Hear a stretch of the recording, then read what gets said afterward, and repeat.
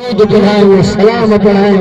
शबीना पढ़ाए खुदा जो गुस्सा आरे बारे वाले बता दी रहमता कब्रिस्तान वाले ने मत रहमता हुजूर दा फरमाने महबूब दे सहाबी अर्ज कयो या रसूल अल्लाह जेके भी खत्म दुरूद दुनिया में अचन था इनन जो सवाब मुर्दे के मिले पाण फरमाता हां उनके मिले थे पर मिलन ते वो खुश थी दुआ मिलन ते खुश थी साहब ने को सही किए खुश थी दुआ पाण फरमाओ जी दोस्त दो दोस्त के तोहफो दी दुआ वो खुश थी पवंदो आ असा तवा जा खत्मा दुरूद पंहिंजे अबे जे नियत ॾींदा हो तो ये खुशी दुआ जी दोस्त पंहिंजे दोस्त के तोहफो ॾींदो आ सलात मुझे हबीब जे मथा पढ़ गई सल्लल्लाहु अलैहि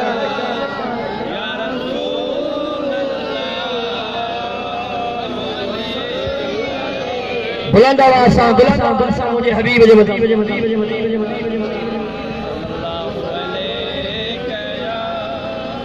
रब जन्नत आली जान सजना मरह गुलाम रसूल खाना सजना रब जन्नत आली जान सजना मरह गुलाम रसूल खाना सजना रब जन्नत ओ लख रहमत तो है जे मज़ार मथा आई तो फादूद हजार मथा हुंदे रहमत शल्ला मज़ार मथा हुंदे रहमत शल्ला मज़ार मथा मुझा सोना मिठा जुंदे जान सजण रब जन्नत गई अली जान सजण मरहू गुलाम रसूल खान सजण रब जन्नत गई ओ तुझा भारत निहार न क्या खड़ी अखियों को निहार न क्या मोहम्मद हुसैन रोन क्या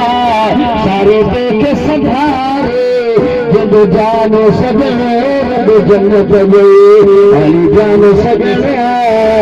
मरहे गुलाम रसूल खान सजन रब जन्नत गई ओ तुझे बचड़ में कई तुझी मानिया या मोट बचने जो निशानिया है तुझे बचड़ में कई तुझी मानिया या नेक बचड़ जो निशानिया तोले दिल है दीवानिया तुझा खालिद सी में खान सजन रब जन्नत गई अली जान सजन मरहू गुलाम रसूल खान सजन रब जन्नत गई ओ तुझे बच्चो मोहम्मद खान वे तुले बचड़े राज अनब जमांदेवा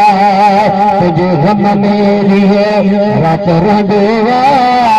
रातन के दीदार दिल जान सजन रब जन्नत गई अली जान सजन मरहू गुलाम रसूल खान सजन रब जन्नत गई पुटन जा खान नाला घणा मिसरा पर मुख्तसर दुआ जो शेर है सलात मुझे साईं जी बताइए वो तुंजा दोस्त दिल्ली आई यारत थी तुंजा दोस्त दिल्ली आई यारत दिल्ली जैसा मिलंदे हुए तो यार खिले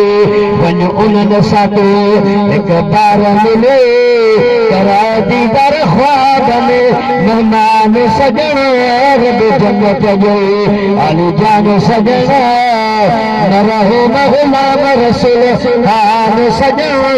रब जन्नत गई ओ तुझे शान में शेर पठाएगा खाए गुलाम अब्बास मुजाएगा बड़ी महफिल में बुधाएगा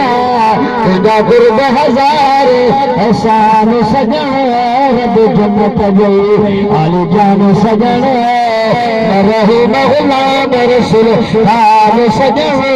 रब जन्नत दे दुरूद मुझे आका देता है हिकड़ी हदीस सल्लल्लाहु अलैहि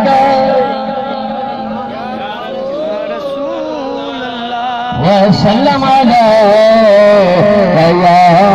हबीब अल्लाह सल्लल्लाहु अलैहि या रसूल अल्लाह वसल्लम या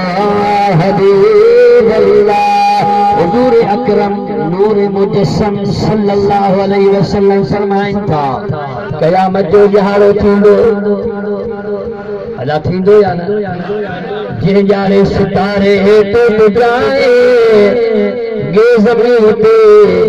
ज़िलज़िला होगा